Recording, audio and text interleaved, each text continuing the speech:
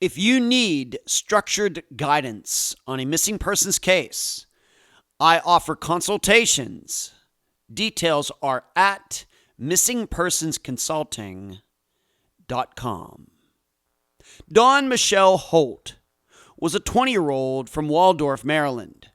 She was a mother and an informant for the Maryland State Police. On April 25th, 1996, Dawn was in an Econolodge and on the phone with her police handler. She said someone was banging on her door.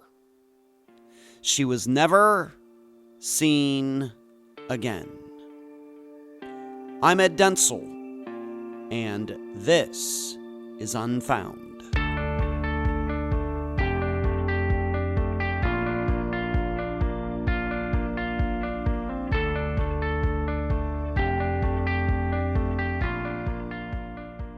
More than any other podcast that has ever existed, Unfound has covered the widest range of disappearances. Disappearance of a security guard on the job? We did it. Disappearance of a stolen passenger jet? We did it. Disappearance of a murderer? We did it. Disappearance of 2 people in a fire? We did it. Disappearance of 2 people right in the middle of a murder spree? We did it. A disappearance in New Zealand? We did it. Disappearance of a woman who successfully started a new life? We did it. But what about people who were targeted, meaning the missing person was on somebody's list, like the Deadpool in the Dirty Harry movie from the 1980s? Well, I suppose we have done that too.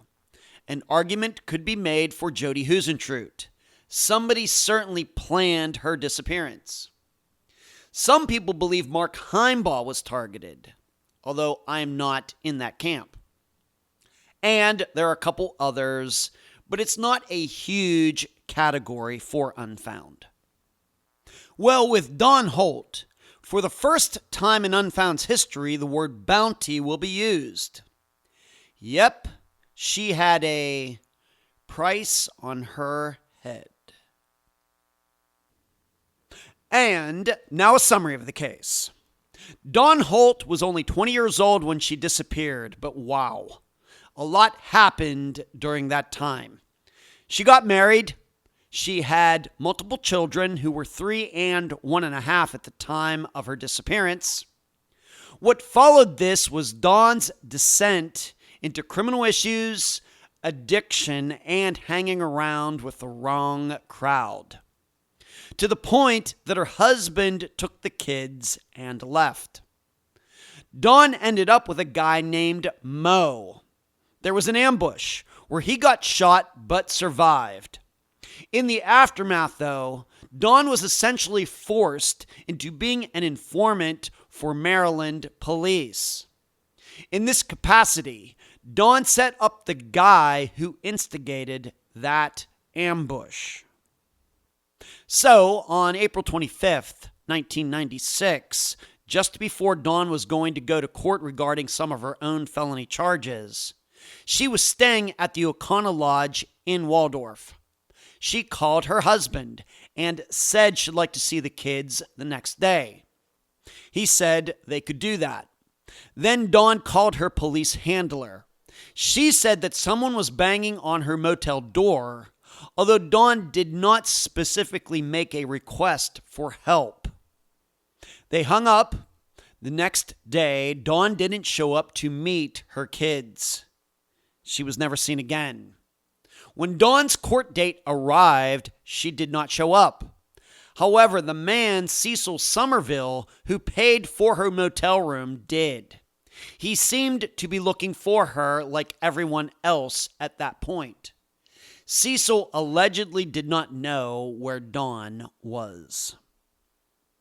There have been so many disappearances that this podcast has featured where the main story has been drugs that I've literally lost count. But I think this is the first where the missing person had a connection to the police. Contemplate if we should analyze the disappearance of an informant differently than all the other missing people, while you also try to answer these 3 questions during the interview. Number 1, how did police get the motel wrong? Number 2, should not the police handler have done something to help Dawn that night, even if Dawn didn't specifically ask for it? And number 3, does this disappearance start and end on the point that although Dawn was called a confidential informant, it's somewhat obvious now that her status was not confidential at all? Dawn's family absolutely believes that she disappeared due to foul play. The guest for this episode is Dawn's daughter, Samantha. Unfound News. Part 2 of the Haidar Abu Shakra coverage is out on the Lord and Arts channel on YouTube. I enjoyed talking to John about the case, and I apologize for moving around so much. Next, it's the end of the month, so be looking for the next Unfound Now, where I analyze a recent missing persons case on our YouTube channel. Finally, next week I will bring to you update episode number 23. Nope, I can't believe there have been that many either. I'm so happy to have on this episode of Unfound the daughter of Dawn Holt, Samantha. Samantha, welcome to Unfound. Hello. And everybody should know we are doing this interview on April 17th of 2026. And let's just start here, Samantha. Of course, before we started, we were talking about, of course, all your beautiful animals you have in your house. But let's talk about maybe your human family first. Maybe you want to mention if your mother, Dawn, of course, had any brothers and sisters. Of course, you were very young when she went missing. We'll get into that eventually. Just maybe talk about your general family a little bit, and then, of course, we'll talk about Dawn specifically. Okay. Well, siblings, you mentioned that. She had 5. Wow. Sherry, her older sister, who's been working very hard for years to get her little sister story out to the public again and find answers. Mm-hmm. She had 2 step-siblings, David, who was a year older, and we lost him to suicide 3 years after my mom's disappearance in July 1999. Very sad. Mm-hmm. And Jolene, she's a year younger than my mom. Then 2 half-siblings, Angela, who also passed away at a young age, 35 years old, in April of 2014. In fact, today marks 12 years since she left us. Oh, okay. And she was 3 years younger. And then Will, he's the baby. He's 8 years younger than my mom. And funny enough, he's 8 years older than me. Huh. Very close. Yeah, That's interesting. Yeah. It's funny. Yeah. Her parents, her mother's name is Phyllis, and she's one of the strongest women, if not the strongest, that I've ever known. She lost 3 of her children and 2 of her grandchildren, all at young ages. She was also a young mom herself. Sherry was born in 1969 when she was 16. And my mom was born 5.5 years later when she was 21. And from the couple of stories I've heard from my Aunt Sherry, it sounds like her relationship with their father wasn't a stable one. Mm-hmm. Eventually, leading to her packing them into a car and leaving in a hurry one night after a fight. Mm-hmm. She married David Waters, the father of my mom's 4 other siblings, in 1981. Her father, Michael Shelton, he had his life taken from him at age 36 on February 27th, 1989, when she was only 13. So the official version of his death is that he resisted arrest and subdued was subdued by 5 police officers, and that 5 minutes after being handcuffed, he stopped breathing and was in cardiac arrest. Okay.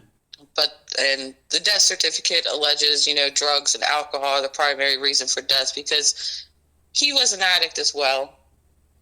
But it's also clearly noted on the death certificate that compression asphyxia was there too. So he was just, restrained severely and for a prolonged period of time that all oxygen was deprived to his body, his heart, and brain. So you wonder, how does that happen? Right. While you're being handcuffed, how do you get a crushed windpipe? My Aunt Sherry, she was 19 at that time, and she had to sign for the body. So she states the medical examiner told her his windpipe was crushed, and that's what caused his death. And my mom had apparently overheard that conversation. So that's quite a dose of traumatization in her fragile early teen years. And it's kind of the spark to her rebellion over the next year until she met my father. Mm-hmm. Her stepfather, David, from what I've heard from my own father and my aunt, they didn't have the best relationship, and there were a few times where punishment kind of teetered on physical abuse. He broke her nose one time. My mom was acting out so much that my grandmother turned her over to the state because she didn't know what to do anymore. Phyllis did. Yes, Phyllis. Yeah. Mm-hmm. Phyllis turned her over to the state. Okay.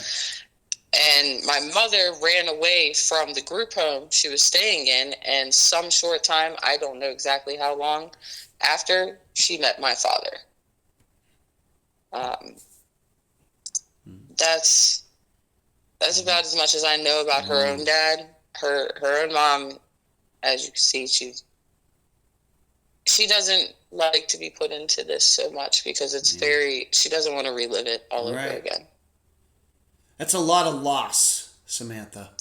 Not just the disappearance, but like you said, this death at the hands of the police, of course. Mm-hmm. For the one man, you have a suicide 3 years later. You mentioned another woman who died at 35 years old.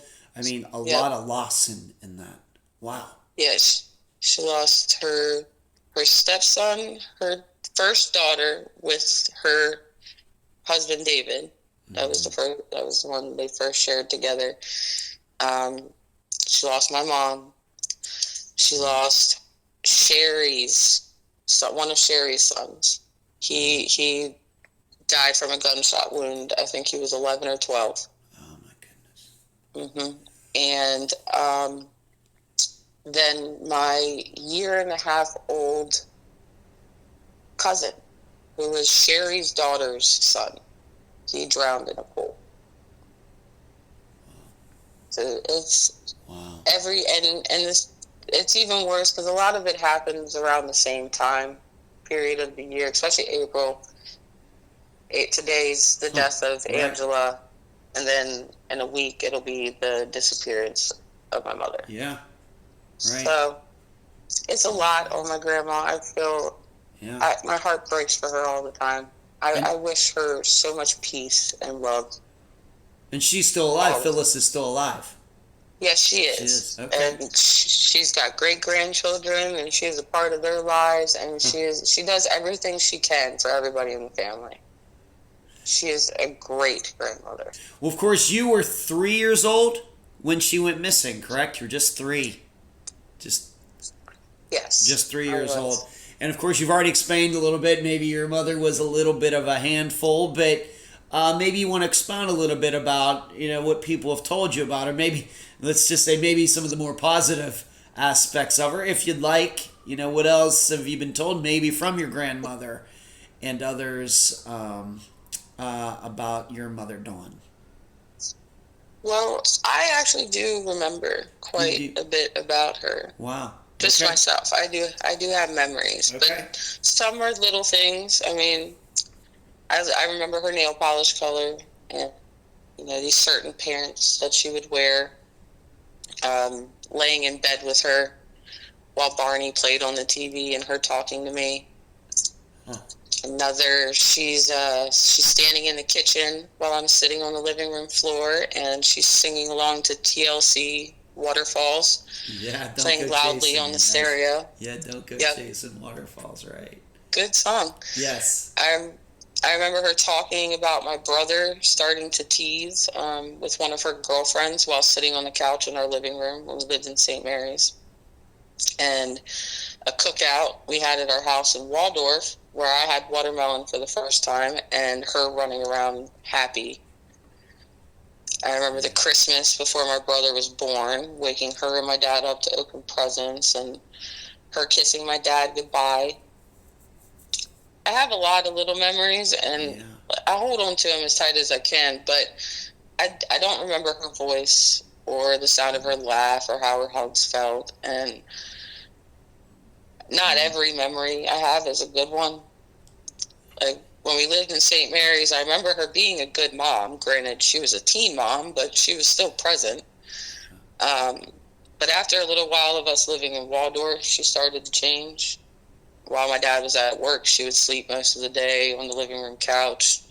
Justin, my brother, who was about 1.5, would be crying in his crib to be fed and changed. And I'd go in there and get him out and change his diaper and try to figure out how to feed him, because I'm only 3. That's right. You're trying to do that yourself at 3 years old. You're not much bigger than he is. Exactly. Wow. And I tried to wake her up, nothing. And one time I sliced a good chunk of my fingertip off trying to open one of those Chef Boyardee plastic top things. Yeah. And blood is running down my hand, and I'm trying to wake her up, which again, she doesn't. So I wrapped it up with toilet paper, and I went about watching my brother until my dad got home. She started to bring men to the house too, and she'd sleep with them on the living room couch in front of me. I guess she thought I was too young to know what was going on, but I told my dad, and he started taking us to work with him. So that's when I started viewing her differently, because I could see drugs had changed her, although I didn't know at the time it was drugs. Again, 3 years old. How am I supposed to know? Yeah. Right. But I just knew that she wasn't someone I trusted anymore. But I still loved her. I loved her very much. It's just, it wasn't someone I was running to for comfort. What people have told me about her, I mean, when I was a child, I was told, my mom disappeared and didn't know where she was. Details weren't really given because I was too young to truly understand, honestly. By the time I was about 6 or 7, I knew about her drug addiction. I'd heard everybody talking. And as I got older, around 12 or 13, after we did an interview with a local newspaper, I think it was the Calvert Independent. I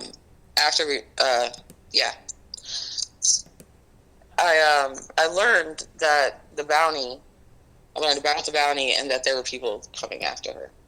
Before that, I had no idea. I didn't know that she had worked with the police or became an informant before then either. As far as things about her, I wasn't really told much, aside from she loved me very much and she carried me everywhere. I was always on her hip.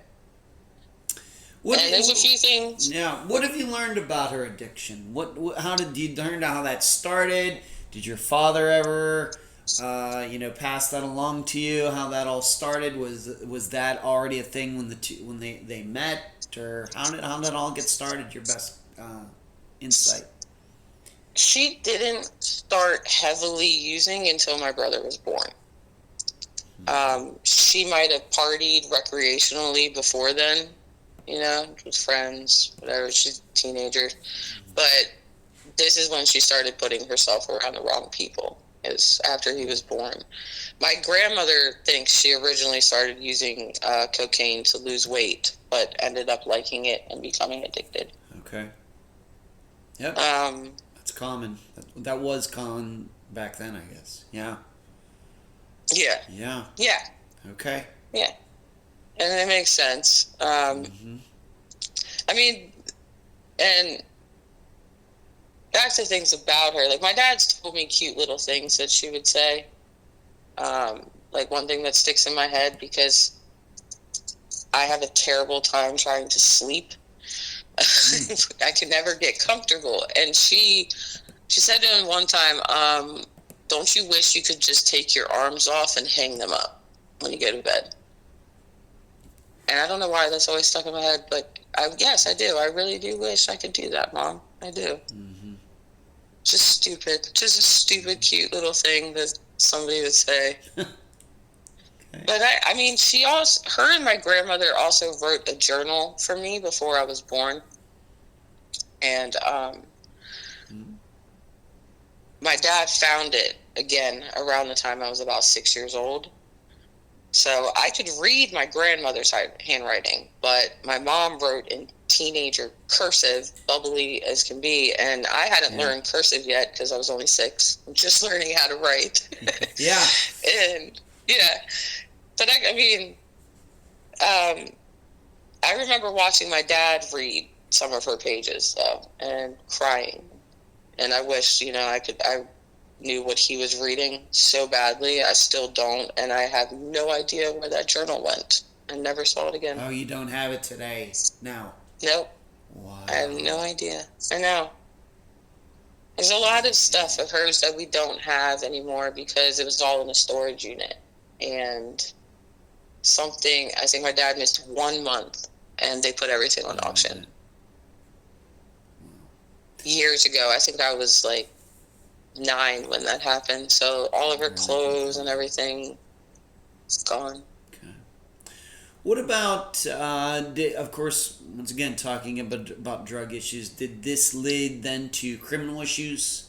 We're going to get into these guys that were around here, that some of them could be responsible for a disappearance in this ambush, but any criminal issues regarding drugs, or was she just a user and able to avoid the police for that? Well, in September 1995, she was charged with CDS possession with intent to distribute. Noted at that time it was only a misdemeanor. Now it's a felony. Okay. She had a court summons for May 22nd, 1996, for forgery and theft charges.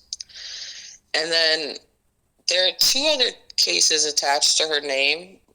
One listed with an offense date of July 3rd, 1996, with 2 charges of CDS possession.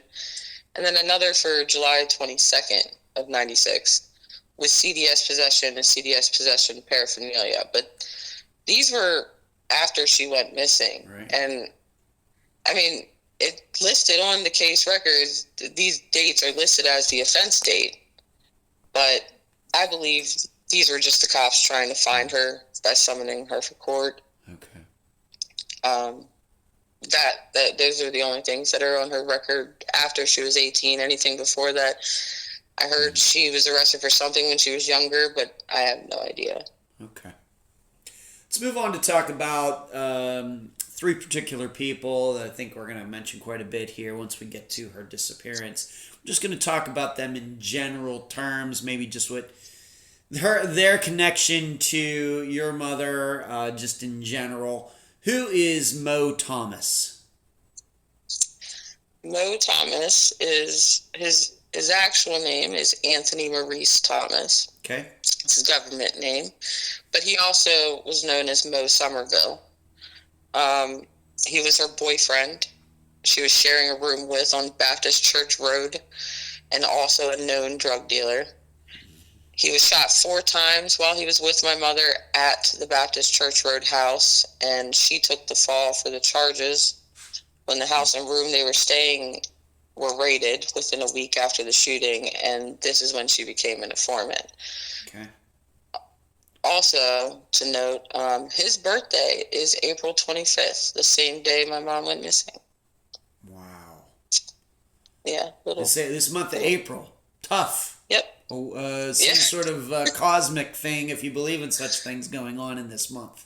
So I'm saying some very tiny coincidences. Right. All right, so Mo Thomas, her boyfriend, Not to put too fine of a point on it, but she was still married to your father, Yep, they were estranged. Okay, they were estranged. And so she had moved out. You talked about how she was on the couch, but at some point, and then of course you said your father ended up taking you and your brother to work with him because of what's going on, and so she got kicked out. She moved out, and so she was living with Mo. She was living with Mo, and we moved because that house was becoming dangerous. She was bringing people with guns. We had people looking through our windows at night. I would tell my dad I was scared of shadows. I kept seeing shadows in my room and things moving. And he would tell me, because he doesn't want me to be scared, that it's nothing. It's just, tree or something. But it was actually people looking for her. So he told her, she has to go. And we moved in with my grandparents, my dad and us, his parents. Okay, his parents.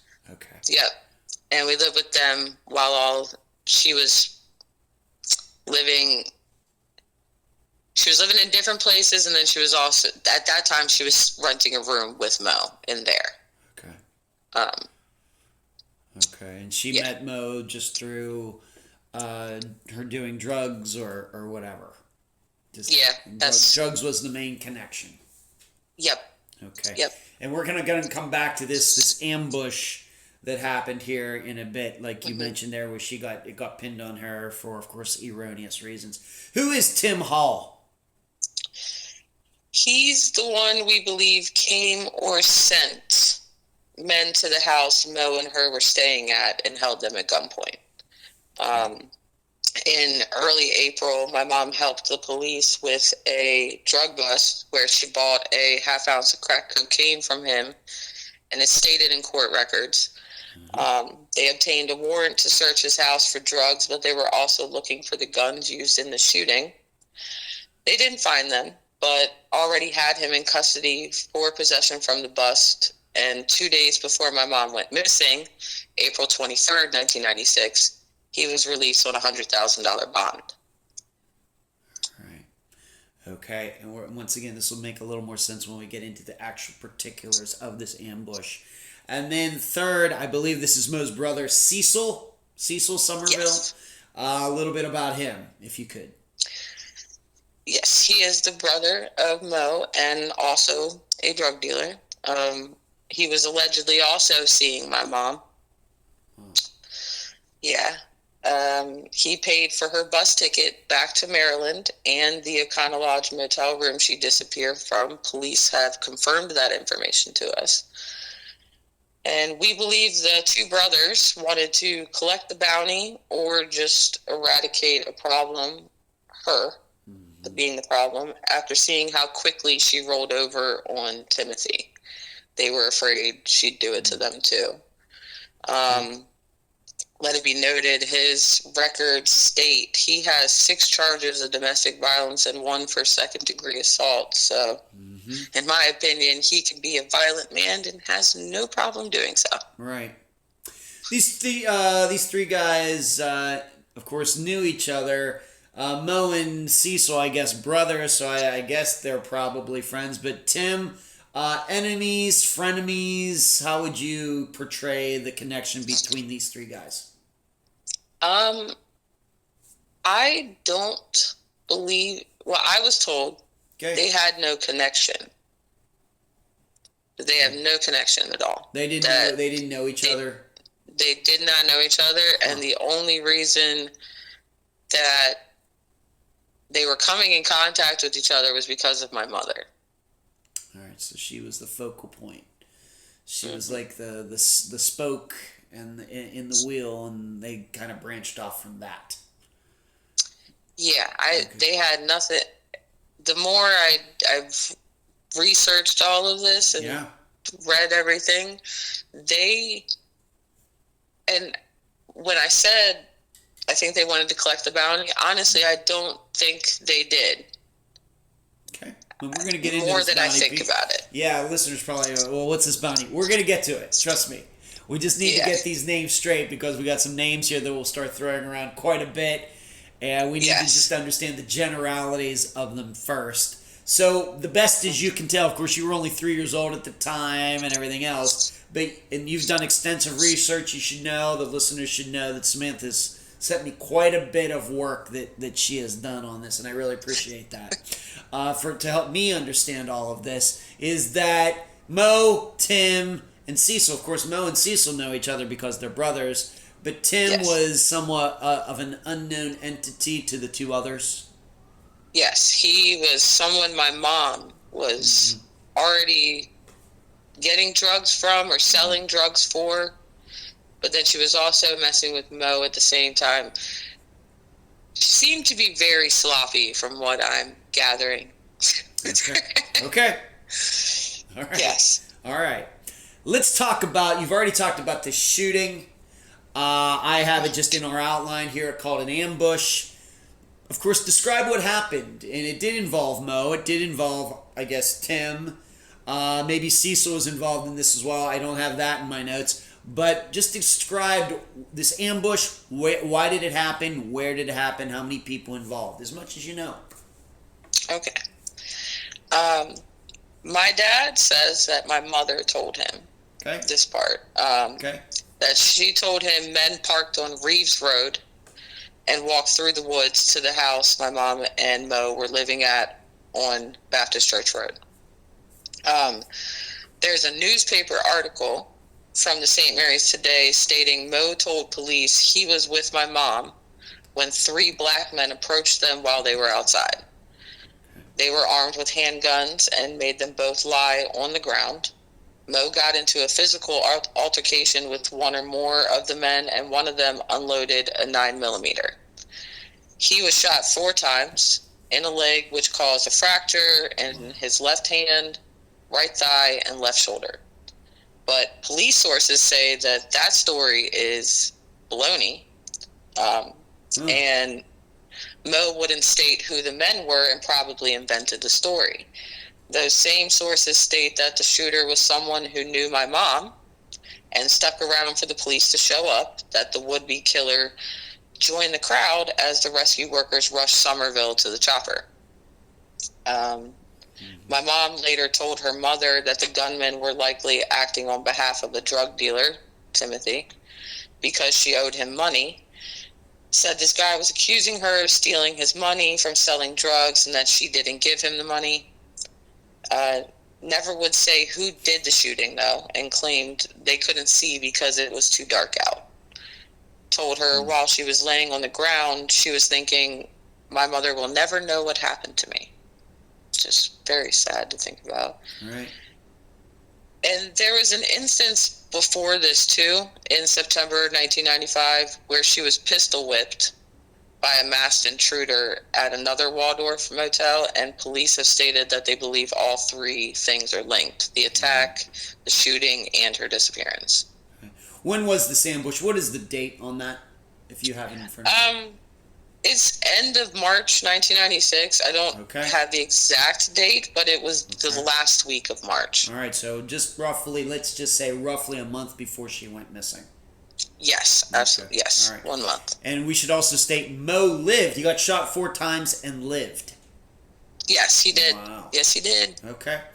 And the way you understand it, going through this description, would you say that you said that you think possibly, maybe even probably, there was a suspicion that wasn't exactly what happened? Maybe there weren't 3 guys. Mo might have been lying. What did your mother's story and Mo's story match up? I think there were multiple men. Okay. I do think there were multiple men. Okay. I do believe that. I don't believe that.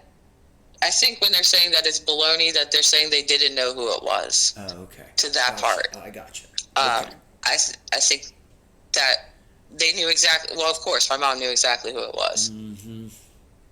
So I think that's what they were referring to when the cops were saying that it's baloney. Okay, I got it. All right, so it happened.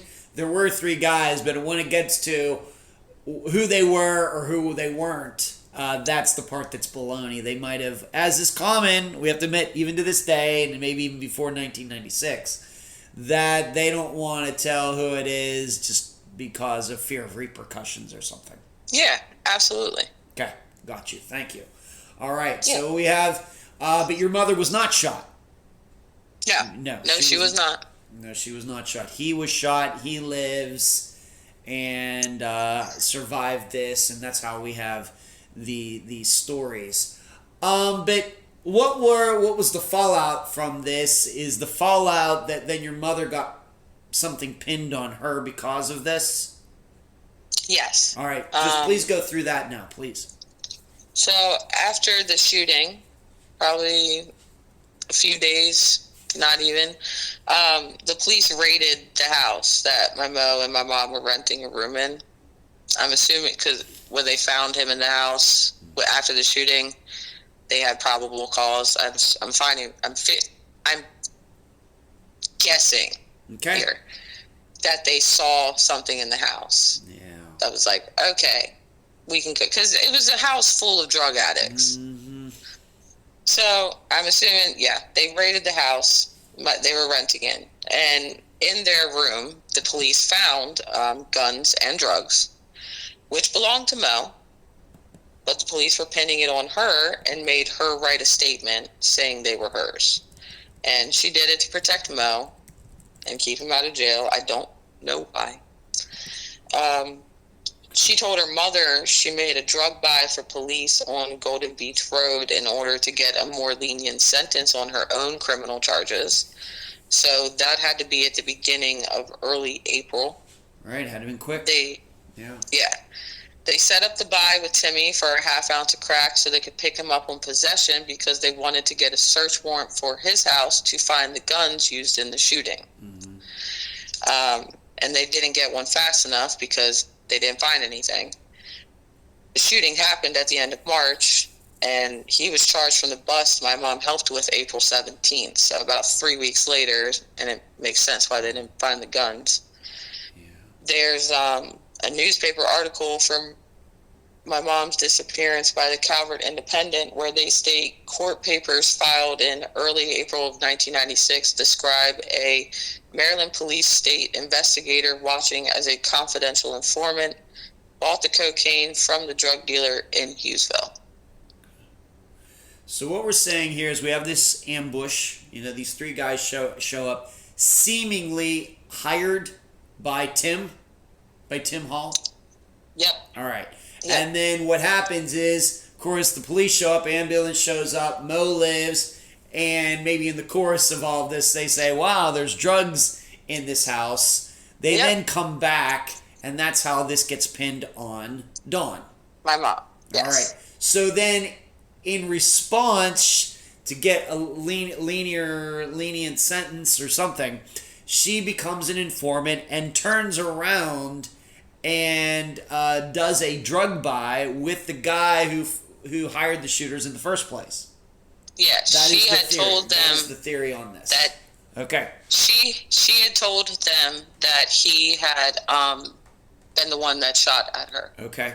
After they had brought her in, they were like, okay, well, we need to do something to be able to get a warrant to search his house for the guns. Okay. So that's when they set up the drug buy. All right, so she's going to go directly to the guy who just tried to kill Mo and her just weeks before that, or a week before that, or 2 weeks before that. About 2 weeks, 2 or 3. Yeah. That's pretty brave. That's pretty brave. Yes, it is. Yeah, that is it's something. It's ballsy. Yeah, it is. Especially. Yeah, please. Especially when you're dealing with 2 other drug dealers that you're friends with. That's right. Who can see you being a snitch. Yeah. Do we, not that we need to mention them here, but has these other shooters ever been identified? No. No, they have not. Okay. Still a mystery 30 years later. Still. 30 years. Absolutely. Okay. All right. Okay. I'll just ask you this. Possibly, was it that Tim got these guys to show up, or do you think Tim was actually one of these guys? No.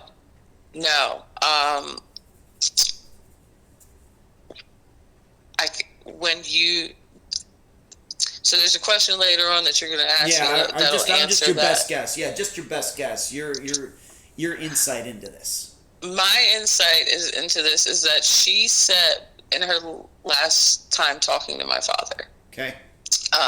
She said, "They are banging on my door." Okay. They.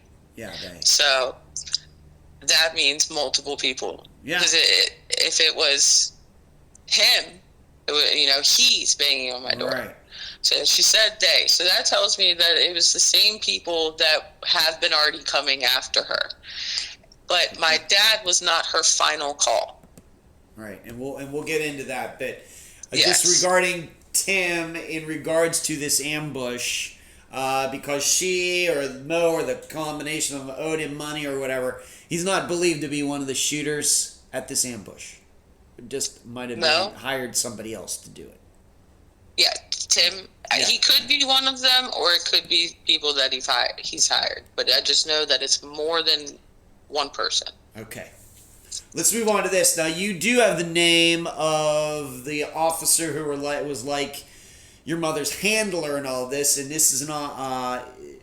what department is she with? I understand her name is Linda Lozier, Lozier. Yep. All right. Tell listeners a little bit about her. This is public knowledge. Maryland State Police, local police. Please explain. She was a trooper with the Maryland State Police for the Leonardtown Barrack at this time of my mom's disappearance. Okay. And she's who my mom became a confidential informant for. She was the arresting officer for Timothy Hall on April 17th, and I'm going to use my best judgment and say she's the officer stated in those court records watching as a confidential informant bought cocaine from Tim Hall. She informed my mom about the $10,000 bounty on her head when she returned to Maryland from Florida. And in an article from the Enterprise released March 4th, 1998, it states my mom's final call was to a police officer in St. Mary's who may have cultivated her as an informant. My mother told them the people who were looking for her were at her hotel room door. Okay. All right, so this is Maryland State Police who was handling her, in specifically this trooper named Linda Lozier. But you've also led me to believe, of course, in your paperwork and the talks we've had before this, that the word confidential maybe doesn't exactly mean. How confidential was it? It doesn't sound very confidential. What is your insight into that? Well, as far as word of mouth, I'm not sure if it got around word of mouth. I know that it was mentioned publicly for the first time in the Enterprise article in March 4th, 1998, 2 years after she went missing. That was the first time I saw, in my research, it's put out to the public from police and everything. Okay. Before that, I think I remember people saying my mom was telling people she was. Oh, she was. Okay. But I'm not positive. Again, that could be just rumors. Okay. I guess what I'm asking is, how secret was it in that time of April of 1996 that your mother had become an informant? Can you even tell?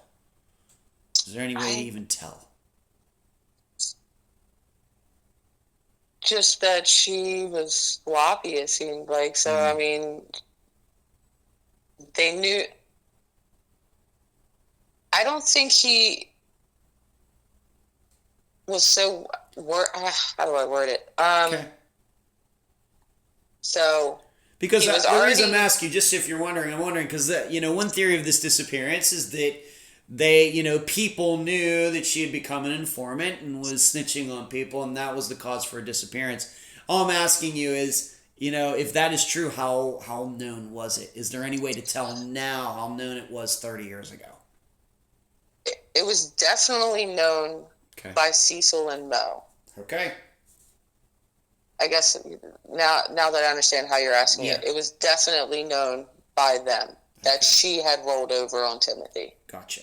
That's exactly what I was asking. Thank you. You're very I just welcome. wanted to make sure that we understand that because people think confidential informant, we're just thinking, well, the police knows, she knows, nobody else. But your belief, and I think you have a pretty good command of all the information here, is, yep, some of her drug friends knew too. Yeah. Yeah, okay, they knew good. 100% that she had done that. Okay, great. Thank you. Let's talk about Florida. In the midst of all of this ambush, her making this buy with Tim Hall and everything, she goes to Florida. Like after this happens, why here? What was you have any idea what the exact plan was to be down? Of course, this is where I live now. What was this? What was surrounding this Florida trip? Just to get away, or what? Any ideas? So, her sister Sherry lived in Florida. She still lives in Florida. And my grandma thought that she would be safe there from the people who were after her. And she was dropped off Easter Sunday, and she stayed there for about 2 weeks before she left a message on my grandmother's machine saying she could not stand it in Florida, and she was on her way home. And she had left a similar note for my sister, or for her sister to find.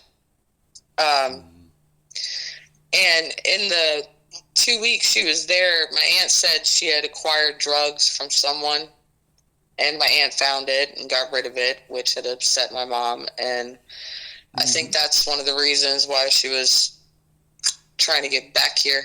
Right. Because of that. Okay. She wanted, to get back to her easy supply of drugs and figured she could talk or work her way out of the trouble she was in. And I've heard she missed her kids and wanted to see us, but I think the access to drugs was the main reason. Okay. And you've already stated who was there to finance this, to facilitate it, was Cecil Somerville, who we've already talked about. He was the one who you have proof that he was the one that arranged, was it a bus and then staying at this Howard Johnson's, or was it an Econolodge? No, it was the Econolodge. The Econolodge, right. So he was the one who arranged this. Yes. Okay.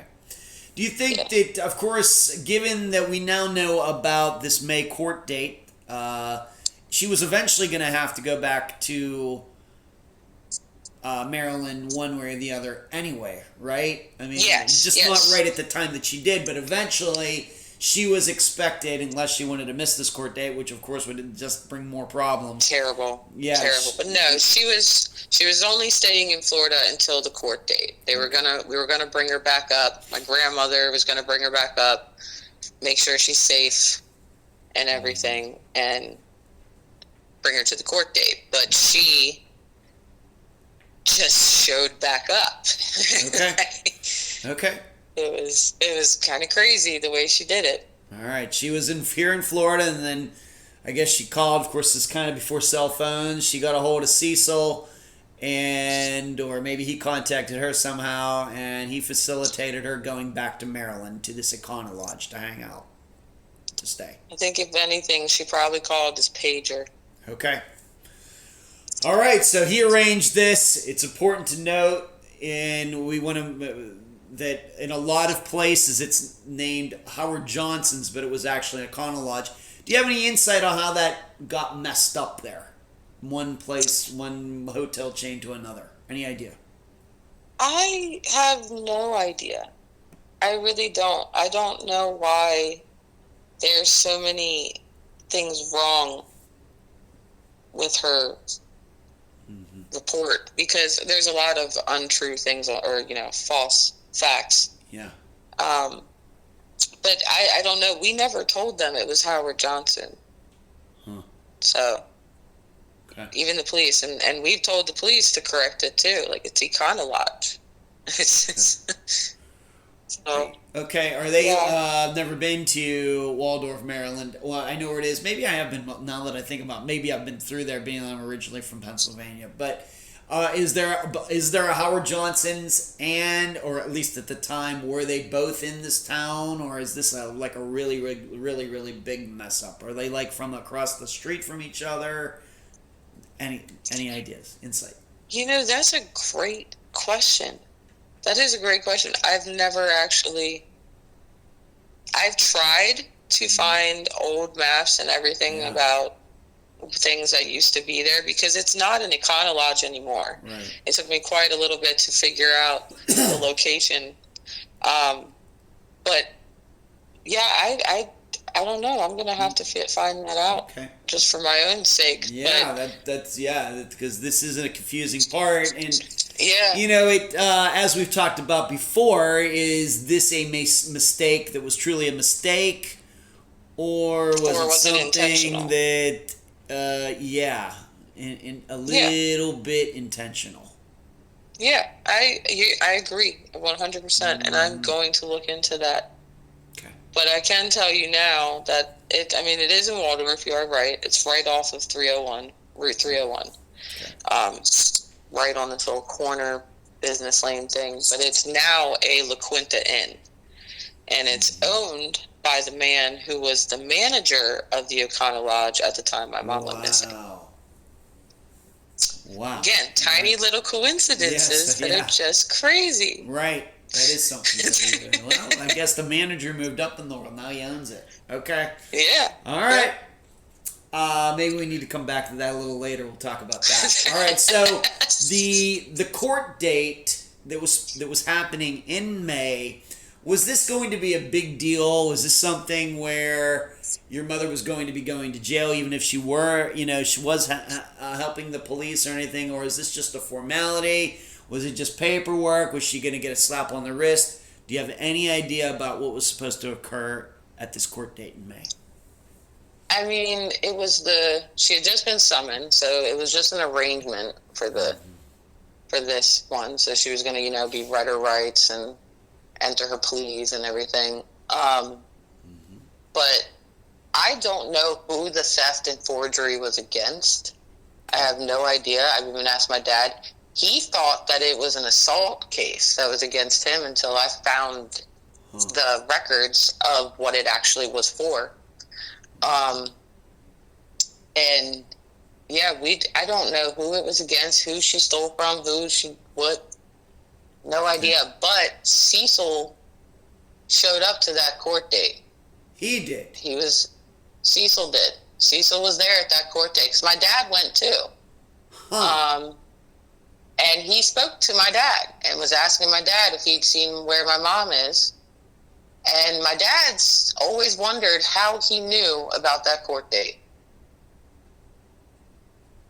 Right. So Cecil wasn't there as like a co-defendant or anything. He just kind of, he's just hanging out in the gallery. Yep. In the gallery. They're taking the, one by one, and your mother's supposed to be there and she's not. And Cecil's there in the gallery, thinking maybe that your mother might show up. Or trying to look like he's looking for her. Okay, so he's posing, staging it. Yeah. He actually knows where she is, but he has to make it look good. Mm-hmm. Okay. All right, so that's my theory. Okay, that's fine. But what we're here to say is, if we're thinking of an idea, well, did she run off because she didn't want to go to this court date?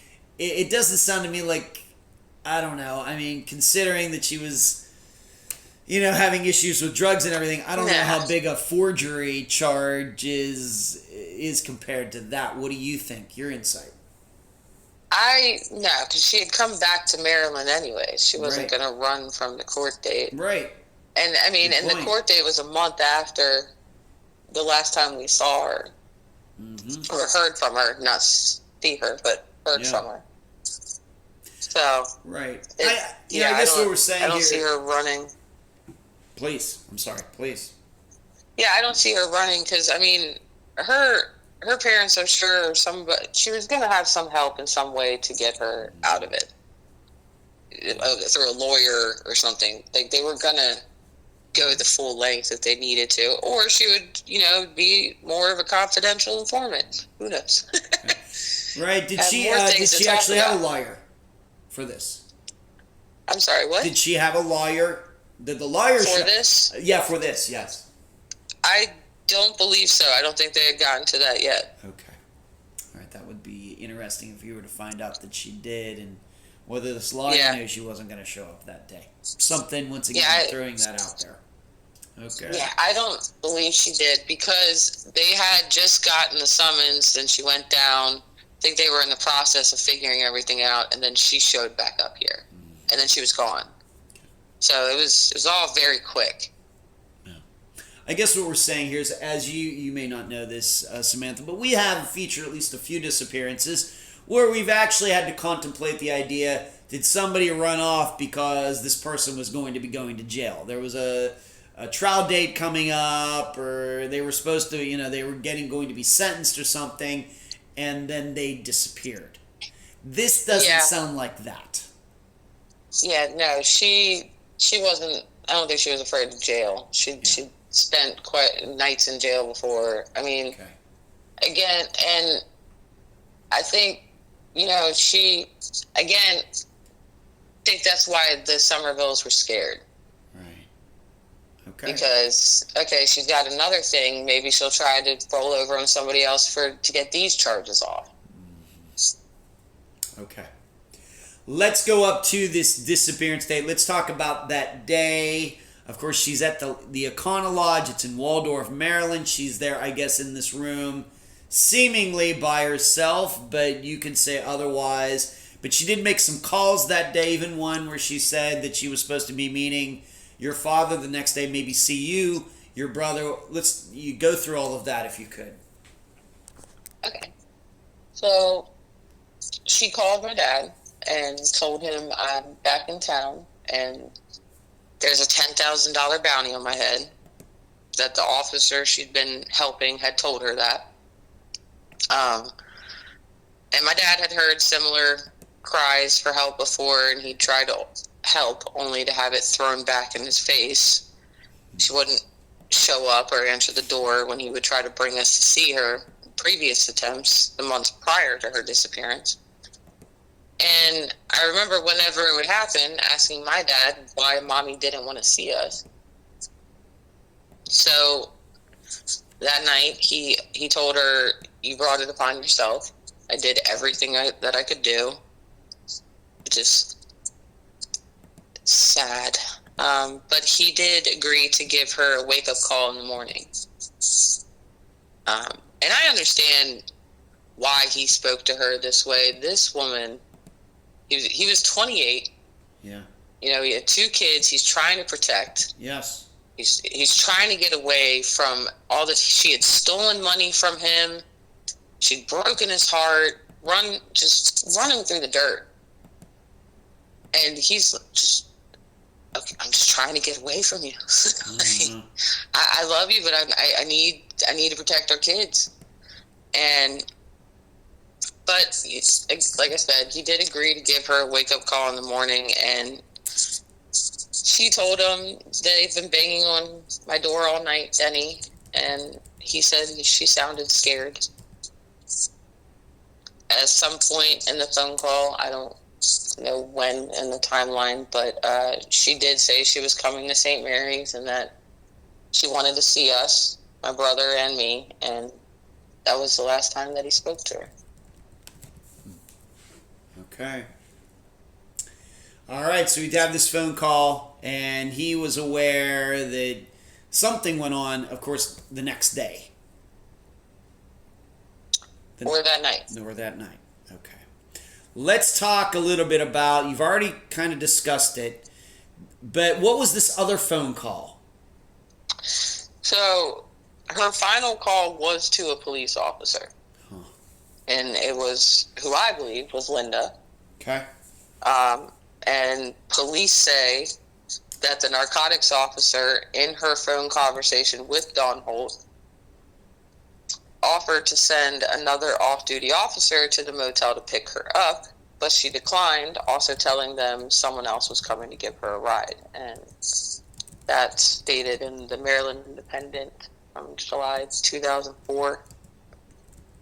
So there's another instance too where it's talked about, but someone did offer to send her out help, and she was like, nope, I got a friend coming to get me.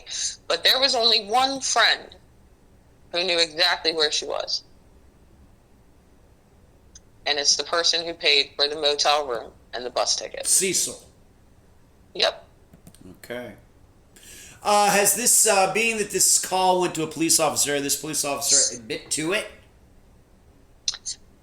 This was, I mean, the quote that I have from that is from police telling us that that is what the narcotics officer said in her phone conversation. All right. If the police say she called a police officer, I guess we have to believe it, right? I guess so. Okay. And once again, the details, if you know, of this particular, seemingly, maybe it wasn't, but seemingly, what was the content of that call? She told them that the people that were looking for her were at her hotel room door. Okay, and the officer, whoever that was it Linda Luzier or someone, did not take that seriously? Well, they offered to send her out, someone to come pick her up. Okay. And my mom said, no, I have a friend. Okay, and that friend would have been Cecil. Yep. Okay. What do you, the way you see that, why would she call them? Just to let them know? I mean, you'd think if she's calling them, she'd be calling like for help. I guess she could have called 911, but she had I guess a direct number. She just wanted them to know that somebody was banging. I'm not trying to, once again, this isn't funny, but what do you think the motive was for her call? What is your insight into that? I've wondered the same thing.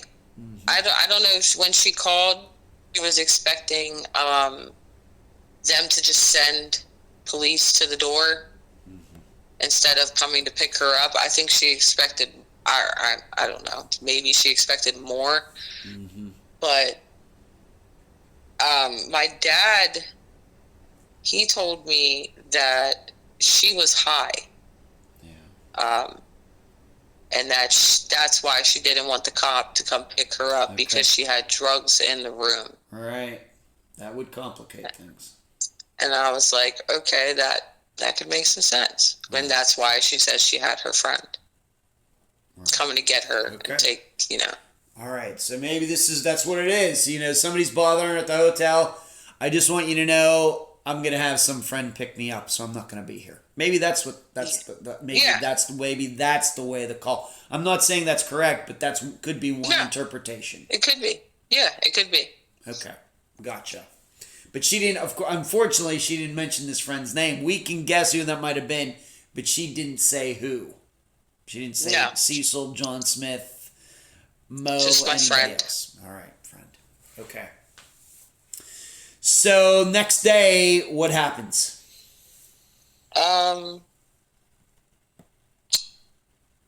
Well, my mom doesn't show up. Yeah. I believe my dad called and she didn't answer. So he figured she was just doing what, she'd done previously, and she'd gotten high and passed out, or just decided she didn't want to see us. So he, the next few days too, nothing really happened until about a week went by before my grandmother and my father realized neither one of them had heard from her. And that was not normal at all. If she was in Maryland, she was going to be calling one of them. Right. She would call them several times a week prior to her disappearance. Did either one of them, anybody actually, for example, if your father knew where she was at this Econolodge, did he not drive by? I mean, once again, given that your mother, was so high maintenance for him and there had been troubles and everything, maybe he wouldn't be motivated to do that, but I guess that didn't happen. He was like, well, maybe I need to go over there and see what's going on, even if we aren't together anymore. Nothing like that. he didn't know what room she was staying in. Okay. So, all right. And she didn't have her car. Right. So he wouldn't know at all unless she would call him on his pager. Mm-hmm. And that's how he would know where she was staying at. Right. So that's the only reason when he talked to her that night that he knew she was staying at the Econolodge. Okay. All right, so finally, somebody reports her missing. How long did that take? She was reported missing in May. It was about May 6th, although there are a lot of reports stating she wasn't reported missing for 8 weeks until June 12th. And that's on the Charley Project, the Doe Network, NAMUS, all report missing 8 weeks later. But that's not true. It's not true at all. All right, but it wasn't in May, so early May. May 6th. May 6th, so about 10 days. 10 days. Okay. All right. Any idea? Of course, she had this handler, Linda Lozier. When did she find out? It would seem to me if your mother's an informant and she's back in Maryland and she's supposed to be showing up for court, that this cop might give her a call. Did this Linda Lozier not realize she was missing, or what? She was aware that my mom was back in Maryland. Okay. And she's who informed my mom of the $10,000 bounty. So I believe they would just stayed in contact because of, also Linda was the arresting officer for Timothy. He was released the 23rd. Yeah. So I'm sure Linda had heard something through something because she's watching him about my mom. So she probably called her, or I have no idea. How it actually happened. But I know my mom told my dad, Linda, or the police officer told her about the bounty. I guess what I'm wondering is if they were in contact or something, Linda Lozier did not find it odd that she suddenly couldn't reach your mother if she wanted to do that? After April 25th? Maybe. But like my parents, or like her parents and my dad, it wasn't that unusual to not hear from her for a couple days. But for them, it was unusual if it was a week. Like, she was going to be calling one person at least. I don't know about the cop. I don't know how often she talked to her. But, yeah, I don't know. Okay. It just would be, of course, we don't have that information. I'm just wondering about Linda Lozier's reaction to Dawn not being around anymore. She's never spoken to us. Yeah. She's never spoken to my family. She's never spoken to us about any of this. So. Okay. Yeah. Okay. No idea. All right.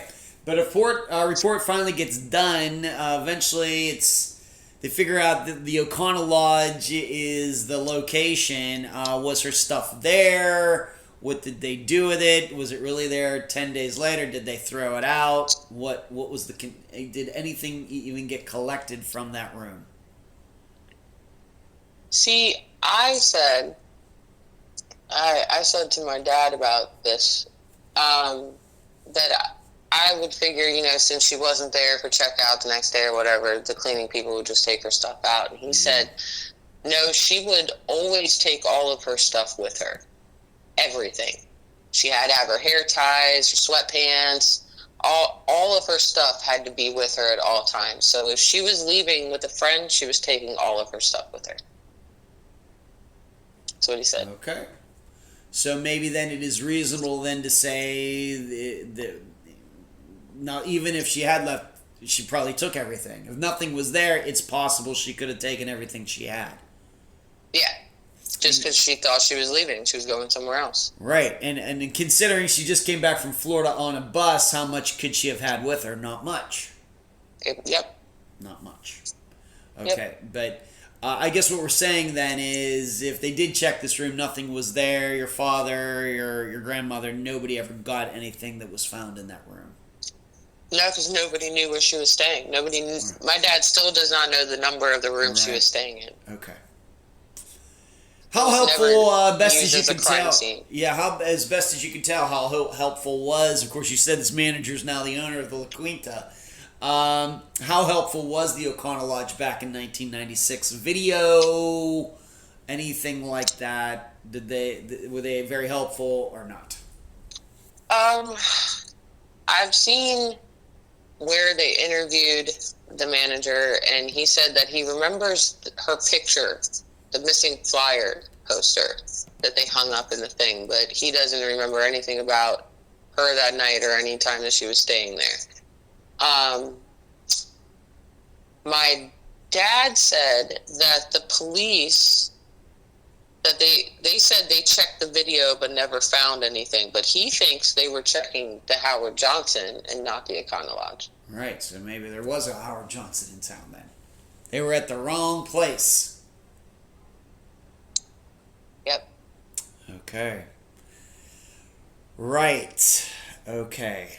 All right, so did what they could, of course. We've had some disappearances that have been at motels, hotels, where video was helpful. Of course, disappearance a lot of times are still unsolved, but you have information like that. We don't have anything like that for Dawn's disappearance. Nope, we have nothing. Nothing. For CCTV. I honestly don't even know what the police have. We've been told they have 4 cabinets full of stuff for her case. Wow. No idea what is included in those. Okay. Now we have to remember that Cecil was the one who paid for all of this. You've also stated that your father ran into Cecil at this court date. He kind of just showed up. Being that he paid for the room and everything else, what did Cecil have to say about all this when your dad spoke to him? He didn't say anything about that. My dad didn't know at the time that Cecil had done that. Didn't. I see. That was found out later by the police. All right. So if he did say anything, that would be something the police would probably know. Okay. Well, then I do find it interesting is that when Cecil did run into your dad, I guess Cecil never brought up that he was the one that paid for all this. Nope. Interesting. Nope. Just asking where my mom is. Okay. He didn't say well, she's missing, and I'm wondering because, I paid for her to come back from Florida, and I paid for that room where she was staying. Never said that to your father. Nope. Okay. All right. That we could see that as being a little bit suspicious. Yes, we could. Okay. All right. All right, so we're going to get into some of these things. Of course, you've mentioned this bounty many times. We're going to get to that in a moment. But we will start here. Regarding, once again, going back to this Econolodge, Howard Johnson's issue, how was it finally determined accurately, correctly, that it was the Econolodge? From Cecil, from somebody else, what was it? Well, when we spoke to the police and we asked them, they said, yes, it was the Econolodge. And we asked them, why does it state on all of the reports that it's the Howard Johnson? And they never gave us an answer. Huh. Okay. Communication with them has been solid. It has been laborious. It's been so wonderful. Yeah, very. That is not unusual. All right, so it's the Econolodge. A little unclear on why there was this mistake. What Howard Johnson's is written in multiple places on the internet, in places that usually are pretty good with their facts. That is still unclear, but it's also unclear, at least to me, how it was known it was the Econolodge in the first place. Except when your mother talked to your father, did she say the Econolodge? Or was it was just a beeper, he called her back, or is that how it was figured out? Any idea? Yeah, when she called him, the beeper the number that showed up on the beeper was for the Econolodge. All right. Okay. All right. I'm just going to ask you this for a second before we get into this bounty. How did you, of course, you were only 3 at the time. When did you start delving into all of this, Samantha? How did you go about doing this? When did you start doing this?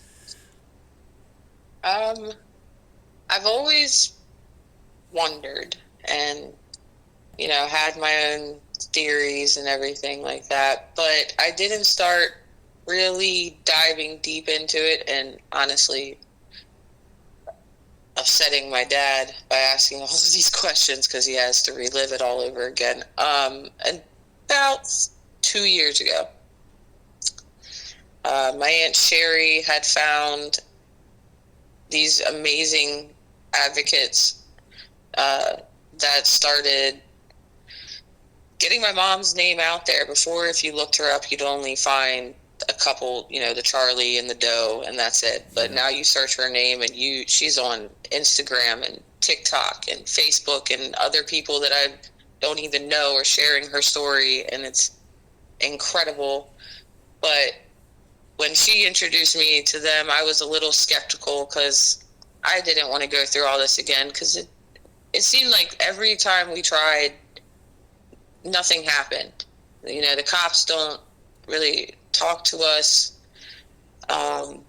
We've only gotten, the phone calls where they asked every year if we've heard from her, they stopped well over a decade ago. Yeah.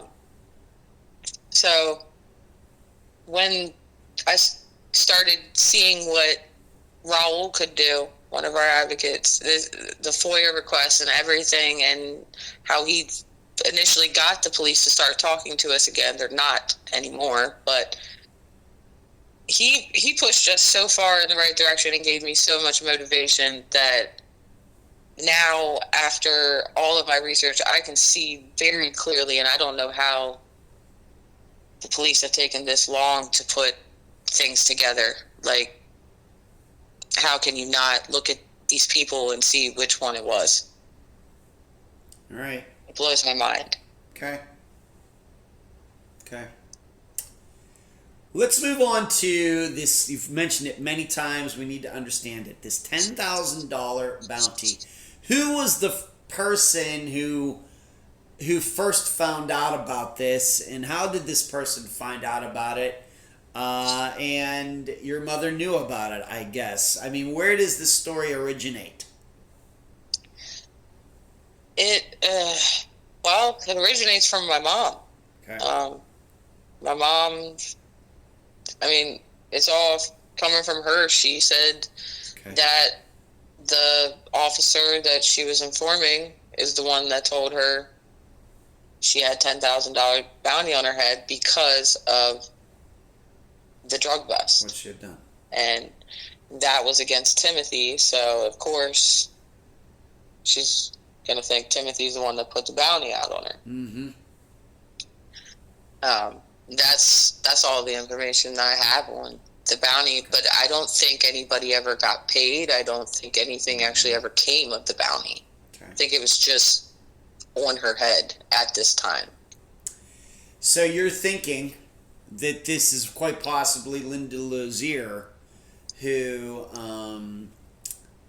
told her. Somehow she found out about it, and then she passed it along to Dawn. Yes, because she was the arresting officer of Timothy. Okay. But we have no idea if it is Linda, even if we knew for sure it was Linda, we have no idea how she found out about it. Nope. But, I probably will never be able to find out that information. Okay. I just want to make clear that there's this $10,000 bounty story. Your mother was the one who talked about it. She knew about it. And she's saying that she got this story from the police. But we don't know how the police knew about it. And you'd think if they knew that there was a bounty on it, that the police would know who put the bounty out in the first place. And you'd think that that would be something that would be a chargeable offense, like a felony or something, you'd think. Yeah, you would. You would. But to our knowledge, nobody's ever been charged with, and I think that would be illegal, trying to hire somebody essentially to kill somebody. I mean, I think that's a felony. Nobody's ever been charged with anything regarding this bounty. Nope. But again, I don't think they had any way to prove if he did anything, if there was a bounty collected, if he paid anybody. I think that, again, the bounty was just a part of it. That she was, there was a bounty. She was telling people it was on her head. She was afraid because these people were knocking on her door that were already coming after her previously in 2 other attempts and shot her boyfriend. All right. But I don't think that the bounty is, technically what killed her. Okay. Or what caused her disappearance. Okay. Let's move on to this. Tim, of course, you've stated he's the guy that initiated this ambush. He was the one that she set up. And you've also stated release days before. Did police talk to him? Did he have an alibi for that night? Was he questioned? Did anybody know how he reacted to Dawn going missing? Etc. What can you say about his attitude toward all this, his alibi, etc.? Do we know? No. I don't know about his attitude toward it. No idea. I don't think anybody's ever spoken to him either. I mean, he was questioned about all of this. Yeah. Okay. So the charges from the early April 1996 drug bust, they were dismissed the following winter. So after all, my mom did all that and she's gone missing, they dismissed all of that. Wow. Gone. But a pair of felony cocaine charges filed against him in late 1996 led to guilty pleas and a 5-year sentence. In October 2001, he was indicted again on charges, including multiple counts of distribution of cocaine. And one investigator said those charges prompted him to offer his spin on my mom's disappearance. And he said that he would tell what happened to Dawn if they reduced his sentence. And the investigator said they wouldn't deal with him. So we had a chance for someone to say something. And they didn't take it, which hurts more than anyone will ever know, because what do you mean they wouldn't deal with him? Wow. You couldn't just take a moment to listen? Just one? How many people do you have coming forward and being like, oh, I might have something about Dawn Holt? How many? I get it. I mean, I get it. I will tell you, I will tell you, having covered 400 disappearances and knowing them all very well, and all the other disappearances I've read about, people coming forward like that, or it just is not a reliable way to solve disappearances and murders. But he was a part of something she was already in. She had rolled over on him. Why wouldn't you take a moment to listen to somebody that he was connected to? I get it. I know you. I know why you feel bad. I'm not telling you shouldn't feel bad. No, I'm speculating. I just want to reassure you, the odds that was going to solve this crime, very low. I get it. I want you to know I understand. I just don't want to. This it's not like Charley, bucket and the golden ticket. It's not like that. I mean, in any other circumstance, if it was any other person, any random person, but this was somebody she had rolled over on, someone who had put $10,000 on her head. And you aren't going to take a moment to listen to what he has to say about what happened to Dawn Holt? That's just insanity to me. Yeah. Insanity. Why would you not? That's it. Okay. That's it. I mean, okay. It's just, that's my thoughts. Okay. All right. So once again, it seems like there's, timing seems to work, motive seems to work, but nothing factual. I mean, nothing factual. Well, no proof. No proof of anything happening to her from him. Okay. You're right. Okay. And from anybody else either. Okay. Of course, let's talk about, and then what about the guy that was in her life, at least in late March when he got shot? What has he had to say about this? Any idea that he might have been over at the Econolodge? What was his reaction to Dawn's disappearance? What can you say about Mo? Well, Mo was shot in pretty much every location of his body a month before, so he was recovering. He wasn't at the Econolodge. Okay. He wasn't there that night at all. Okay. And his reaction to her disappearance, I have no idea whatsoever. My dad hasn't seen him. My dad's only seen Cecil. Mm-hmm. But I know that his birthday was the same day she went missing. Mo's was. Yep. Mo. Of course, he would be recovering from gunshots. Do we even know if he was out of the hospital by that time? Any ideas? No, I do not know that. Okay. I haven't found that in anything, but he probably would have just been at home if he was out of the hospital. He had a fractured leg. He really couldn't go anywhere. Right. With a bullet, that's no good. I should ask you, Tim Hall still alive? Yes. He is. Yes, he is. Okay. What about, regarding Mo, any idea, anything through the grapevine, anything like that? Has he ever offered up his own opinion on what happened to Dawn?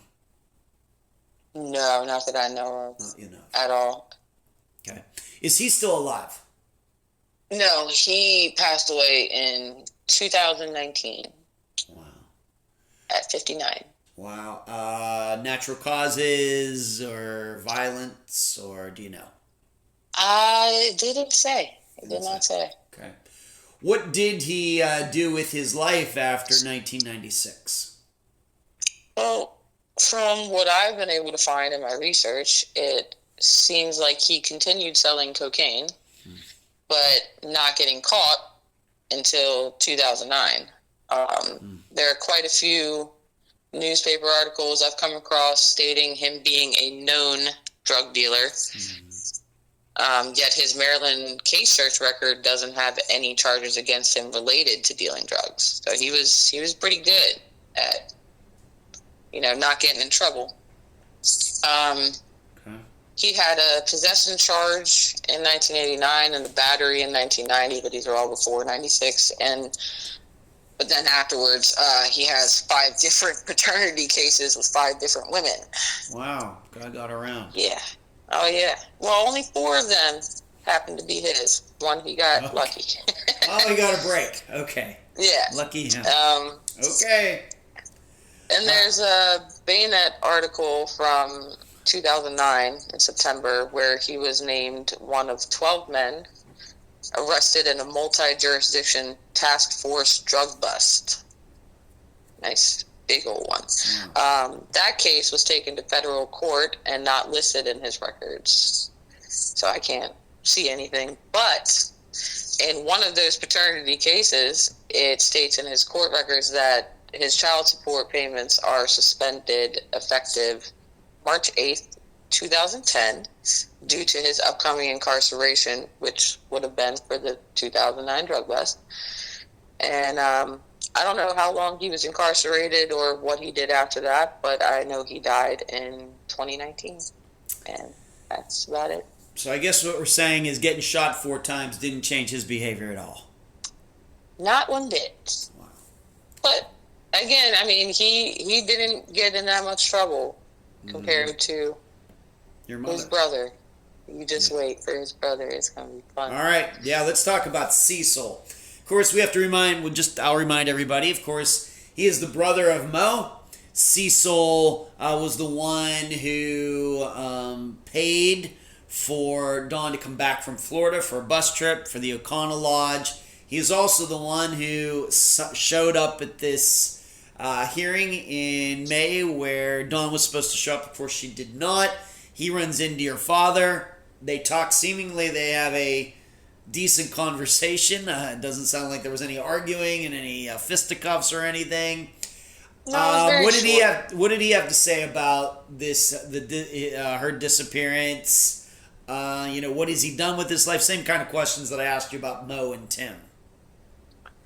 Well, yes, he paid for her ticket and the motel room, and I'm positive, I'm pretty sure, but I want to say positive, he's the friend my mom was referring to when she told the police one was coming to pick her up. Okay.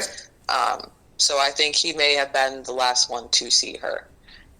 The conversation at court with my dad was very short. Like I said, he seen Dawn. Pretty much that's about it. What has he done since 1996? He's now married to, or in a relationship with, it's kind of hard to tell, with the woman who owned the house that Mo and my mom were renting a room in when they were shot, or when he was shot. Where the shootout happened, he lives in that house now. No, he's married to the woman who owned that house. But at that time, she was in a relationship with another man who was friends with Mo and Cecil. They share a few children together, and they lived in Florida for some time. I believe he had a trucking business down there. And now they live back in Maryland, and I believe he runs a construction business. But his record is a bit more extensive than his brother Mo's. He has 52 Maryland cases ranging from tax liens and wage garnishment to domestic violence, child abuse, drug and gun possessions. For domestic violence charges, there's one in 2001, two in 2002, one in 2003, another two in 2005. That one includes child abuse. He has 3 possessions with intent to distribute in 2003, 2005, and 2006. So he also continued to sell cocaine. Possession of an altered serial number firearm in 2007 and a second-degree assault in 2014, which tells me he has all the ingredients to be able to take someone's life.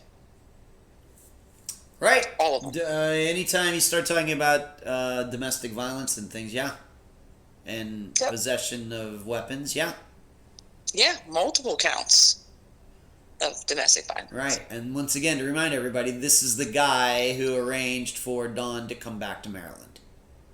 Mm-hmm.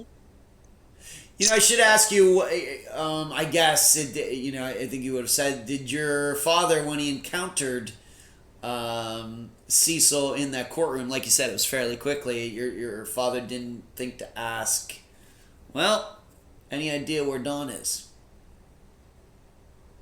Well, Cecil was asking him the same thing. Yes, okay. All right, so they're both kind of it's like that Spider-Man meme. Yeah. They're pointing at each other, like you're asking me and I'm asking you. It's kind of the same thing. Yep, exact same thing. Okay. All right, so once again, it is interesting he showed up for that. I realize the reasons to suspect him, a lot of reasons put together, and then for me as the person who has to analyze all this stuff, would he really think that he had to really, really make it look good by showing up in court as well? I'm going to have to contemplate that. Okay. What did Linda Lozier have to say about all this? Any ideas? Did she have any insight? Of course, I think you said you've never spoken to her. etc. Helpful in the disappearance investigation, ever express an opinion? And of course, she was aware that the bounty existed. So she's never spoken to my family. So she's never expressed an opinion on what happened. Right. But she's also helpful in the investigation, not to us and not to my knowledge. I mean, it might be in police records that she could have helped. I have no idea. But in my research of her, I found that as a corporal in 2004, she was working with the homicide unit and collaborated with the Doe Network to solve cold cases. I don't believe my mom was one of her cases because I've never seen her name attached to. But we've had so many different cops over the years, or police officers attached. So, yeah, I don't know what she thinks, or if she. I wish I did. It'd be nice. Right. Okay. All right. So we don't know, and she, of course, this 30 years. She moved up through the ranks, but is she retired now, or what? I believe she may be retired now, but she moved up through the ranks pretty quickly. Right. Early 90s, the time at 96, she was a trooper. By the late 90s and into the 2000s, she was already a detective or a corporal. By 2008, she was a sergeant. Okay. So she was. Right. I don't know. Once again, if you think that's quick, that's fine by me. I don't know. I never have a good. Of course, I've never been a police officer. I've never been in the military. Nothing like that. So I don't know. You're right. Would be quick or slow, but you may be very right. You know, you're right. I don't know either, but it just seemed a little fast to me. I mean, I could be wrong. But there's it doesn't have anything to do with this at all. But she was also attached to there was assault within the department that apparently happened to her. There was an article that I read, and it seemed like when she just got into the department, and that was only a few years prior to my mom's disappearance too. So she was still like a very new cop, even when probably only in the department for a few years when my mom met her. So I don't know how fast you move up in the police academy. You're absolutely right. No idea. Okay. It would be interesting to know my experience. It would be interesting to know if she is retired now. I know that you probably don't hold her in very high regard for a variety of reasons. I think it sounds to me like that's proper thinking. But I've also learned that retired cops say a lot more than cops are still on the beat. You know. I have not tried to contact her yet, but we did have another woman that was on my mom's case years ago that has since retired, and my aunt talked to her a lot. But it seemed like whatever they had, they didn't really have much. Like, nobody ever mentioned Linda. I am the one that learned of Linda through my dad, because my dad is the one that said my mom said her name was Linda. And I had to do my research and figure out who Linda was in the department at that time, and started to say, oh, okay, well, she's the one who arrested Timothy. That's Linda. You're right. There's Linda Logier. She's the one who my mom was the informant for. So it's been a lot of just piecing together everything. I don't know if the police, I wish they would talk to us more, because I have all this stuff I would love to share. Yeah. And just pick their brain. But they don't, we're not allowed to pick their brain. They're only allowed to pick ours. That's right. That's how it works. And that's irritating, because that just doesn't make me want to give you my stuff. That's right. Right. I know. I know the feeling. I certainly know the feeling, once again, just from the information I've had on disappearances and They don't want to tell you anything, but they want you to tell them everything. That is certainly true. Okay. Now, one more thing. Of course, we talked about this Econolodge, Howard Johnson's thing, the confusion there. But you also have said regarding this May court date that the date seemingly doesn't exist or something. Like you couldn't find that there's even a record of this. Maybe you want to talk a little bit about that. Yeah. So it was for felony and theft charges, like I've stated before. And I have copies of the summons and the charges against her.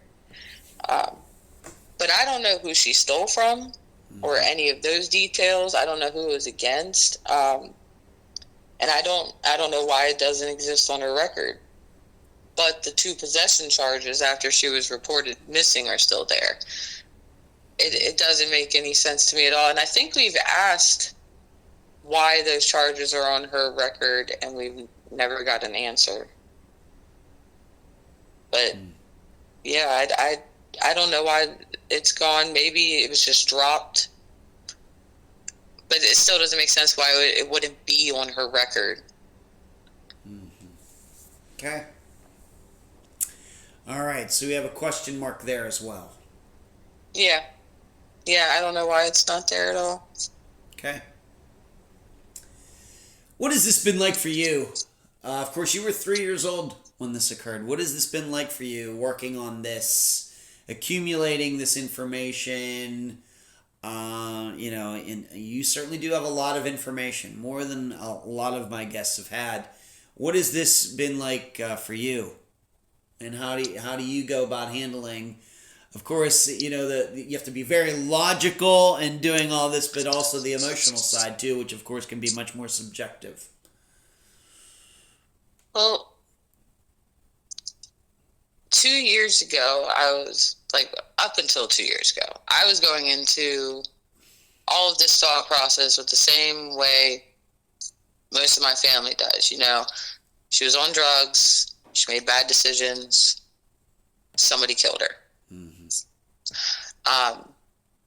I didn't have any of the depth of details that I have now. I did not have that at all. And I had to work really hard to get them and really upset my dad to get them.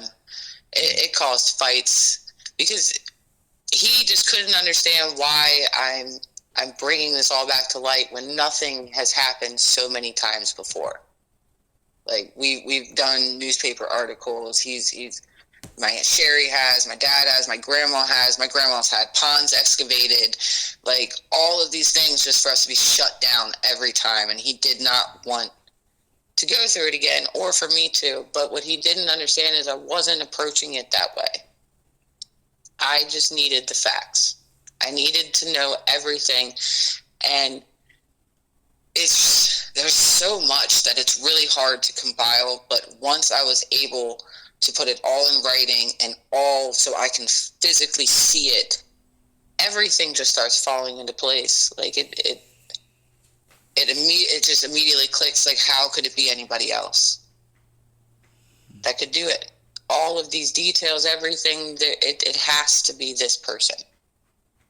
So 2 years ago, I was very naive. Now, it was more emotional back then. Now I'm just like, I know what I have to do. These are the facts. This is what I need to tell. I need her story out there. And that's about it. Okay. If you just had to use, I guess maybe you're just using your own filing system. There was really no necessarily, there are a lot of wrong ways to do it, but or maybe there are only so many right ways to do it. Is this just something you had to figure out as you go, how you're going to keep track of all of this, your filing system and everything, or what?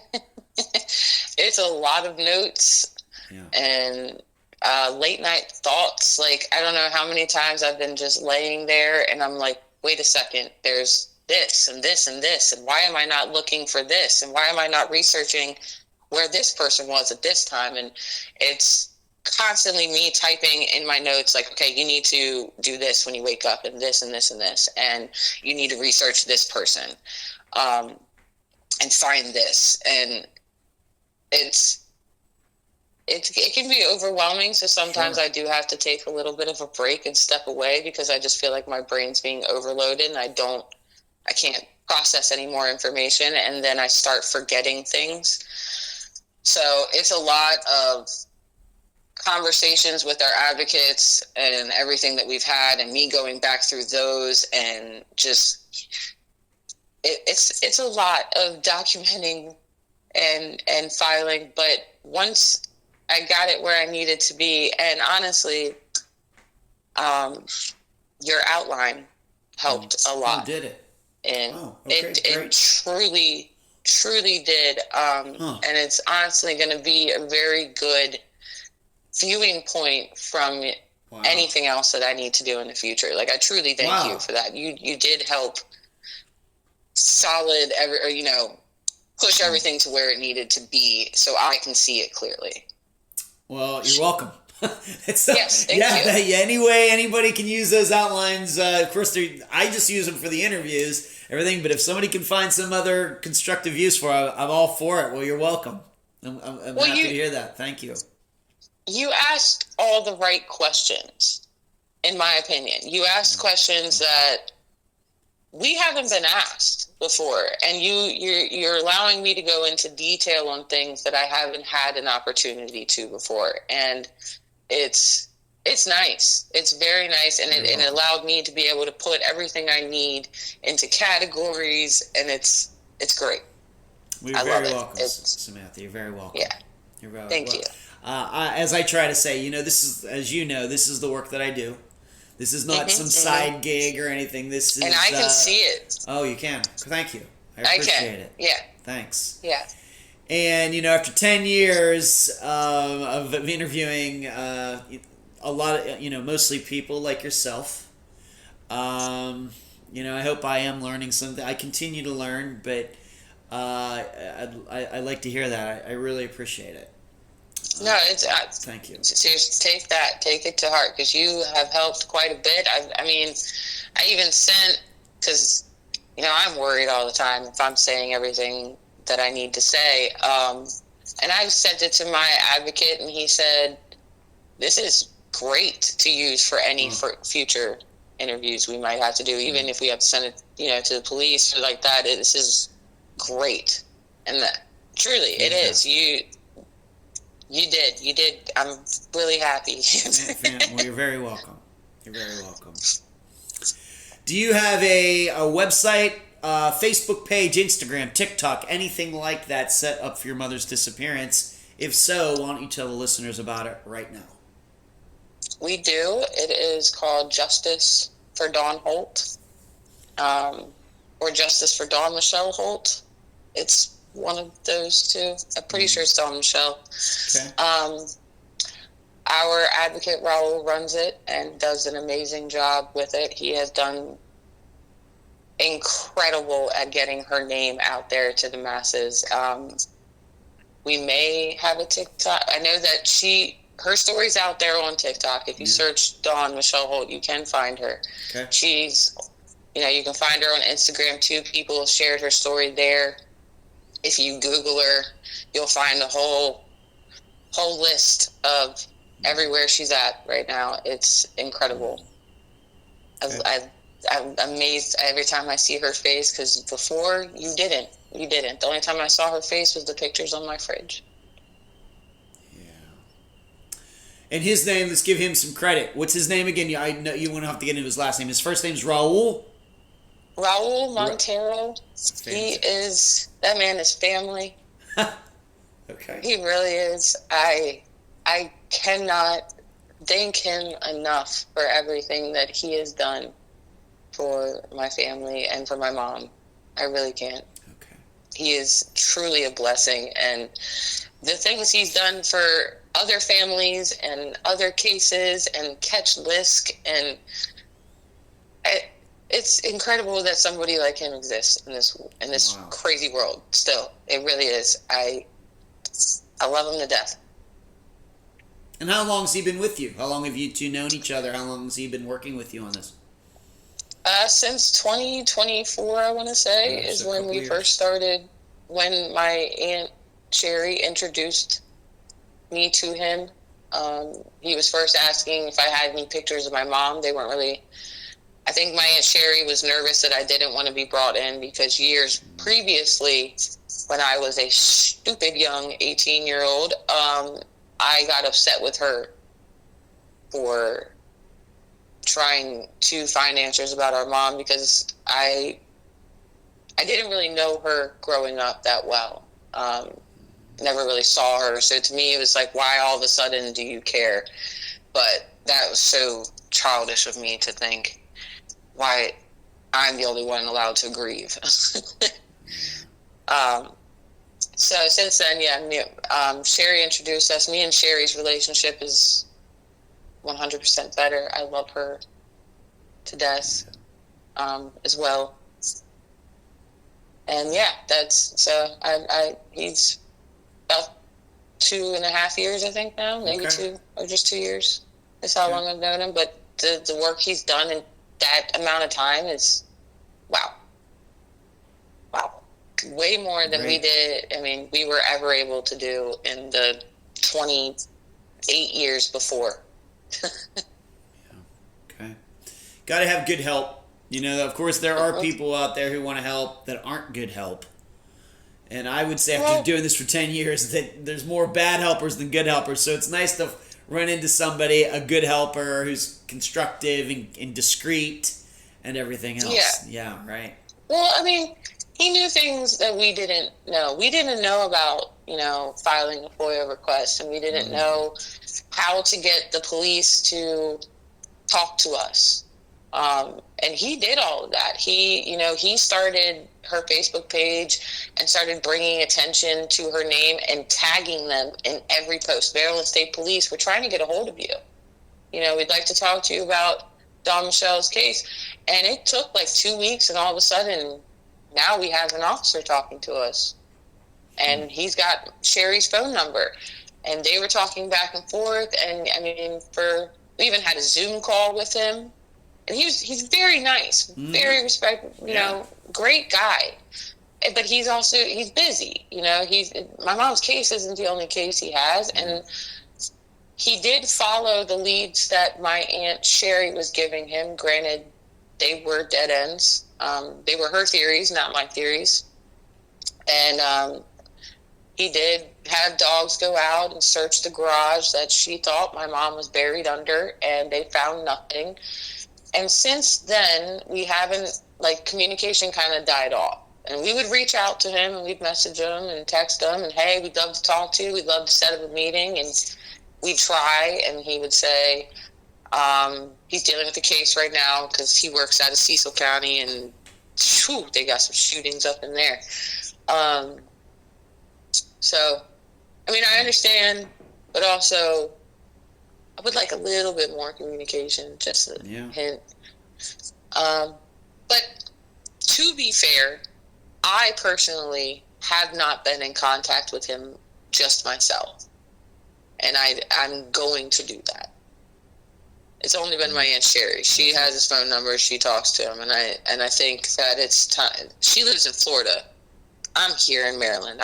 I'm next door to him almost. So I think it's a little better if I have contact with him. Yeah. Might want to start that. Yeah. Okay. Samantha, but also, please continue. In one of our conversations before, you were asking about DNA, and I tried to do that. I tried to submit it, and I had someone from NAMUS email me and say that they were going to contact law enforcement and keep me in the loop, and that was over a month ago, and I've never heard anything back. Got to get back to them. Yeah, got to do it. Well, I mean, we were emailing for over a week. She was like, okay, well, I'm going to try to get in contact with law enforcement, and I don't think she ever did. I don't think she could.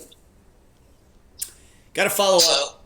Things happen. Got to follow up. Month's been a long yeah, and I did, but I still haven't heard anything. Okay. Yeah. So it's okay. I'm going to try again. But just stating, I have tried to see if any DNA is on file, and I have not gotten an answer back for that. But she does have, there are unidentified on her profile that they've already ruled out, and I don't know how they would do that if they didn't have DNA on file. So I don't know. I have to find out. I'm still working on that. Samantha, any final words before we complete this interview? Just thank you.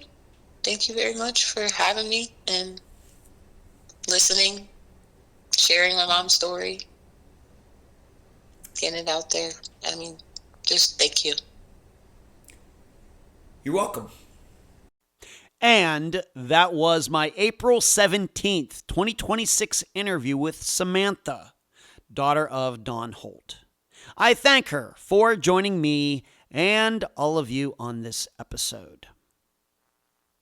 These kinds of disappearances with addictions, drugs, felonies, court dates, they have the craziest stories, the most unpredictable people, and thus the hardest choices to make on what actually happened. On one hand, we have Cecil Somerville. He facilitated Dawn's trip back. The bus, the room, and whatever else Dawn needed, probably. If the bounty was something real, Cecil could have easily cashed it in for himself. And I thought Samantha made a reasonable point that the way Dawn phrased it during the phone call, Dawn could have known who was trying to get into her room at the Econolodge. The counter-argument, in my mind, is that Cecil showed up at Dawn's court date. To me, if Cecil caused Dawn's disappearance, or at least knew Dawn was no longer around, this seems overtly disciplined and cover your butt for a guy such as Cecil. Really, did Cecil have a calendar on a magnet on his refrigerator at home in big letters, show up at Dawn's court date to make it look like I didn't have anything to do with her disappearance? It seems unlikely. The companion issue to this, though, is that somebody could have harmed Dawn, but that person wasn't Cecil, and he was truly in the dark about what happened. There are no facts to dispute this. Of course, to look at the other possibility that Dawn caused her own disappearance, we have to analyze this claim she made about people banging on her door. Was it true? I don't think we can immediately say yes, unless her husband or the police officer is willing to state that they heard banging in the background. Why can't we default that this was the truth? This is nothing against Dawn, nothing at all. Instead, we rely on our experience showing that many of Unfound's missing people lied before disappearing. What do I mean by many? At least 30 of them out of the 400 people featured on this podcast. And many of these did not involve crime or drugs or mental health issues. This is just something that happens. And I should say, although I have no stats to back this up, my insight is that people like Dawn who find themselves in a motel alone with addiction, they usually disappear on their own and not due to foul play. However, I do not believe that there is a wide range in the percentages, like something like 90 yes and 10% no. It's probably more like a 75%, 25% topic. Meaning 75% of the time these people disappear on their own, and 25% of the time it's foul play. As for this bounty, if police say it existed, then I have to believe them. What's curious, though, is that the police were keen enough to hear about the bounty, but they weren't clever enough to find out who got the bounty if, in fact, Dawn met with foul play. Is this not the type of thing that would be big boasting material on the street? You'd think. Or maybe that would make that person have a price as well. If you'd like to hear and or read more of my in-depth analysis into the disappearance of Dawn Holt, go to patreon.com/Unfound Podcast, sign up and partake in the Unfound blog. Until then, I leave the public theorizing up to you. And that's the program. I'm Ed Dunsel, and you've been listening to Unfound.